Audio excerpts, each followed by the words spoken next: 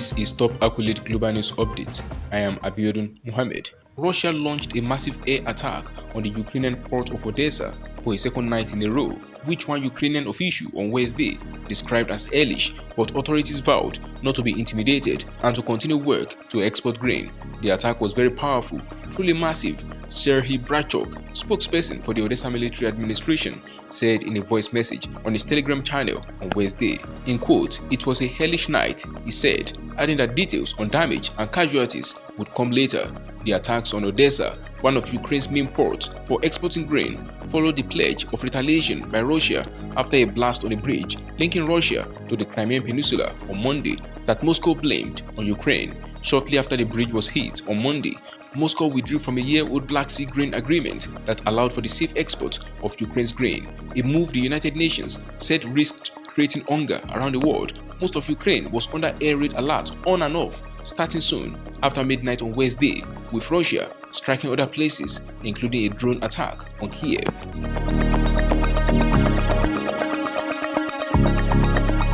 The US military was scrambling to establish the fate of an American soldier who made an unauthorized crossing of the inter-Korean border into North Korea, throwing Washington into a new crisis in its dealing with the nuclear-armed state.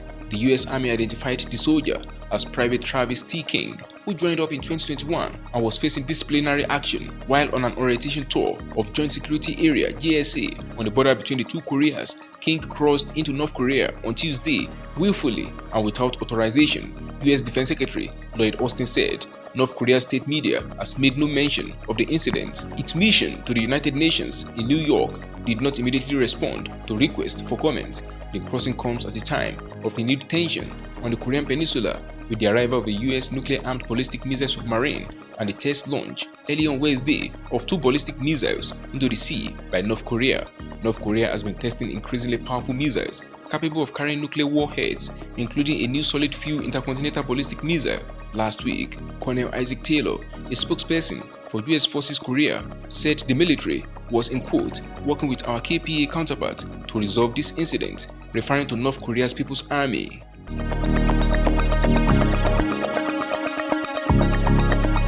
Around 100 protesters hurled rocks at police in a poor neighborhood of Nairobi on Wednesday as 3 days of demonstrations against the cost of living and tax hikes kicked off in Kenya.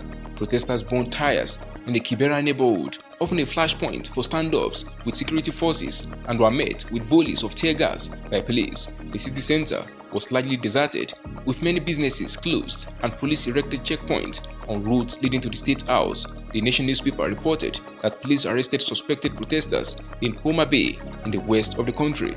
2 rounds of protests earlier this month descended into violence when police fired tear gas and in some cases live rounds at the crowds. At least 15 people were killed and hundreds arrested. Kenya's opposition called for the protest in part because of tax hikes passed last month by the government of President William Ruto, who was elected last August, pledging to champion the interests of the poor, but has seen the price of basic commodities balloon under his administration. The government says the fuel and house levies, which are expected to raise an extra 200 billion shillings a year, are needed to help deal with growing debt repayment and to fund job creation initiatives.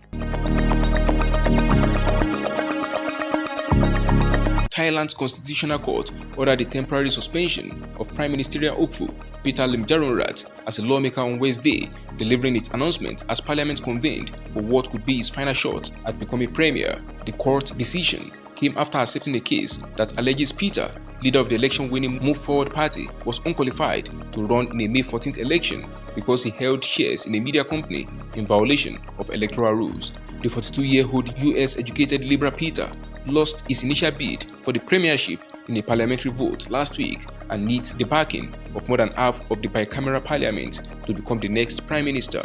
He must overcome fierce resistance from rivals at odds with his party's anti-establishment ambitions, including a royalist military that appointed members of the Senate that denied Peter in his initial bid. It was not immediately clear whether the court announcement would scuttle Wednesday's vote, with lawmakers still debating Peter's nomination.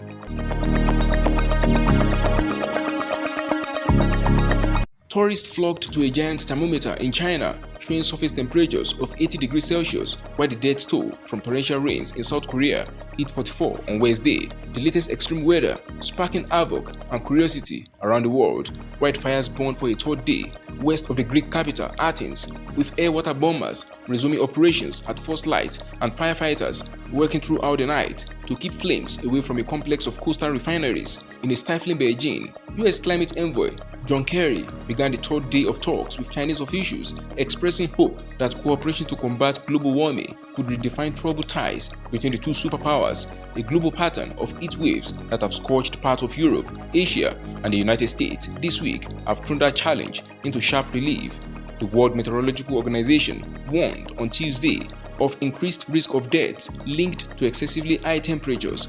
Meanwhile, Hawaii's Big Island was bracing for the impact of Tropical Storm Calvin, expected to bring as much as 8 inches of rain and strong wind gusts, the National Weather Service (NWS) said. That is the size of top accolade global news update. You can follow us on our social media platforms as displayed on your screen. Happy midweek.